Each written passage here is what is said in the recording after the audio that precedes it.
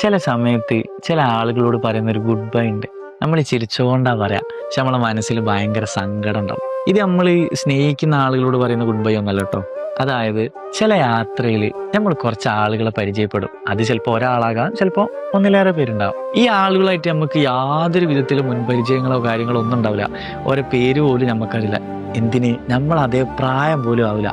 പക്ഷേ ആ ഒരു യാത്ര തീരുന്നത് വരെ ഓരോ കൂടെ നമുക്ക് സമയം ഉണ്ടാവുള്ളൂ എന്ന് നമുക്കും അറിയാം, ഓർക്കും അറിയാം. പക്ഷെ എങ്കിൽ പോലും നമ്മൾ ഭയങ്കര കമ്പനിയാവും. നമ്മളെ കൂടെ എല്ലാത്തിനും ഒരു കൂടെ ഉണ്ടാവും. എന്താ പറയാ, നമ്മളെ ഫാമിലി പോലെയോ ഫ്രണ്ട്സിനെ പോലെയൊക്കെ. അതായത് ഒരുപാട് വർഷങ്ങളായിട്ട് നമ്മളെ പരിചയമുള്ള ആളുകൾ പോലെ എല്ലാത്തിനും നമ്മളെ കൂടെ ഉണ്ടാവും. നമ്മളെ ഒരുപാട് നല്ല ഓർമ്മകളിൽ നമ്മളെ കൂടെ ഉണ്ടായ കുറച്ച് ആൾക്കാരായി മാറും ലാസ്റ്റ് വരെ. ഈ ആളുകളോട് ആ യാത്ര തീരുന്ന സമയത്തുള്ളൊരു യാത്ര പറച്ചിലുണ്ട്.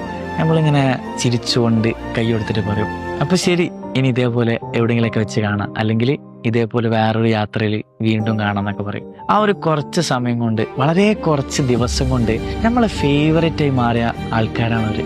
അതേപോലത്തെ ആളുകളെ കാണുന്ന സമയത്താണ് നമുക്ക് മനസ്സിലാവുക, ലൈഫിൽ ഒരാൾ നമുക്ക് ഫേവറേറ്റ് ആകാൻ ഒരുപാട് വർഷങ്ങളൊന്നും വേണ്ട, വളരെ കുറച്ച് സമയം മതി. അങ്ങനത്തെ ആൾക്കാരോട് പറയുന്ന ആ ഒരു യാത്ര പറച്ചില് സത്യം പറയാലോ, ഇത് വല്ലാത്തൊരു വേദനയുള്ള യാത്ര പറച്ചില്ല.